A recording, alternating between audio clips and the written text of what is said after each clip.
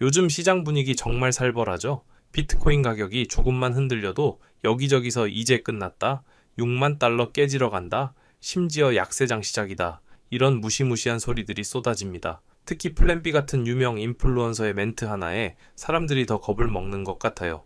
이럴 때일수록 뉴스 헤드라인은 팩트를 전달하기보다 우리의 공포심을 증폭시키는 가속 페달 역할을 합니다. 공포가 손절을 만들고 그 손절이 다시 차트를 무너뜨리는 악순환이 반복되는 거죠. 하지만 여러분, 우리가 감정에 휩쓸려 패닉 셀 버튼에 손을 올리는 바로 그 순간 시장의 저편에서는 전혀 다른 움직임이 포착되고 있습니다. 오늘은 이 공포스러운 헤드라인 뒤에 숨겨진 서류로 확인된 진짜 돈들의 움직임을 아주 날카롭게 파헤쳐 보겠습니다. 먼저 지금 시장을 짓누르는 저 6만 달러라는 공포의 숫자부터 냉정하게 해부해 봅시다. 번스타인 리서치에서 나온 이 숫자는 사실 반드시 온다는 예언이 아니라 시장 스트레스가 극에 달했을 때 발생할 수 있는 최악의 리스크 시나리오 중 하나일 뿐입니다.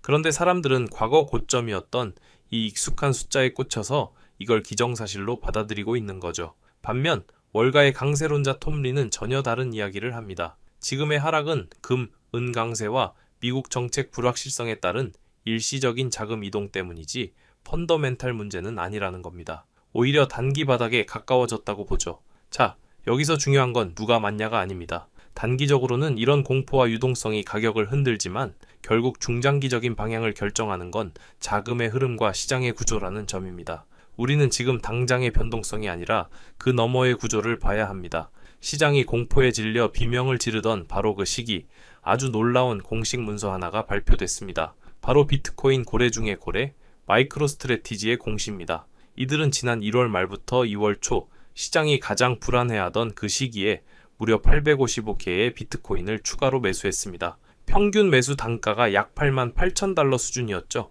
이로써 이 회사가 보유한 비트코인은 총 21만 3,500여 개, 전체 평균 단가는 7만 6,500달러 수준이 됐습니다. 여러분, 이게 무슨 의미일까요? 개미 투자자들이 공포에 질려 던지는 그 물량을 이 기업은 확신을 가지고 묵묵히 쓸어 담았다는 겁니다. 이건 루머나 전망이 아닙니다. 법적 책임이 따르는 공식 서류에 찍힌 명확한 팩트입니다. 그렇다면 이들은 도대체 뭘 믿고 이런 하락장에 매수 버튼을 눌렀을까요? 공시를 뜯어보면 답이 보입니다. 첫째, 이들은 주식 ATM이라는 아주 탄탄한 자금 조달 프로세스를 갖추고 있습니다. 즉, 매수할 총알이 계속 공급된다는 얘기죠. 둘째, 기업의 시간표는 우리와 다릅니다. 우리는 오늘 내일의 일봉을 보며 일희일비하지만 이들은 다음 분기, 다음 3년의 확률을 보고 움직입니다. 당장의 공포보다 미래의 가치를 더 크게 본다는 확실한 시그널이죠. 역사는 반복됩니다. 군중이 공포에 질려 시장을 떠날 때 스마트머니는 언제나 조용히 물량을 모아왔습니다. 지금 마이크로 스트래티지가 보여주는 행동이 바로 그 교과서적인 사례라고 볼 수 있겠네요. 미국에서 기업이 물량을 모으고 있다면 유럽에서는 제도권의 문이 활짝 열리는 엄청난 사건이 있었습니다. 바로 리플이 아일랜드 중앙은행으로부터 전자화폐 기관 정식 라이선스를 획득했다는 공식 발표입니다. 이게 하루아침에 된 게 아닙니다. 지난 1월 예비 승인을 받고 까다로운 조건을 모두 충족시켜서 최종 승인까지 받아낸 겁니다. 여러분, 이건 단순한 코인 호재가 아닙니다. 금융당국이 요구하는 자금 보관, 내부 통제, 보고 의무 같은 그 까다로운 기준을 모두 통과했다는 일종의 제도권 합격 통지서를 받은 겁니다. 시장은 가격만 보지만 진짜 선수들은 이런 규제 허들을 넘었는지를 봅니다. 이 라이선스가 왜 그렇게 중요할까요? 비유하자면 금융은 고속도로고 결제는 차선입니다. 아무리 좋은 스포츠카가 있어도 면허증과 달릴 수 있는 차선이 없으면 무용지물이죠. 이번 이 MI 라이선스는 리플이 유럽이라는 거대한 시장에서 합법적으로 달릴 수 있는 고속도로 통행권을 얻은 것과 같습니다. 특히 패스포팅이라는 제도를 통해 아일랜드 라이선스 하나로 유럽 전역으로 서비스를 확장할 수 있게 됐습니다. 은행이나 대기업 같은 진짜 큰 손들은 기술만 보지 않습니다. 감사 가능한 투명한 프로세스가 있는지를 보는데 리플이 바로 그 자격을 증명해낸 겁니다. 이건 당장의 가격 펌핑보다 훨씬 더 무겁고 중요한 장기적인 비즈니스 확장의 초석이 마련됐다는 뜻입니다. 자, 지금까지 내용을 바탕으로 우리가 당장 실천해야 할 행동 강령을 정리해 봅시다. 폭락장에서 개미들이 가장 많이 하는 실수가 뭔지 아시나요? 자극적인 헤드라인을 팩트로 착각하고 남의 말만 듣고 뇌동매매하며 겁도 없이 고배율 선물을 건드리는 겁니다. 결과는 뻔하죠. 탈탈 털리고 시장을 떠나는 겁니다. 우리는 반대로 해야 합니다. 상위 1%의 생존 루틴은 이렇습니다.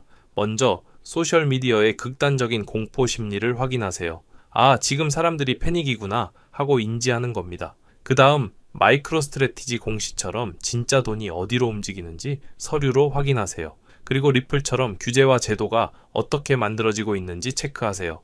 차트는 이 모든 것의 가장 마지막 결과물로 참고만 하는 겁니다. 이 순서만 지켜도 멘탈이 흔들리는 걸 막을 수 있습니다. 마지막으로 과거를 한번 돌이켜보죠.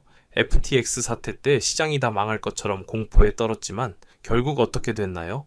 그 공포의 정점에서 역대급 기회가 만들어졌습니다.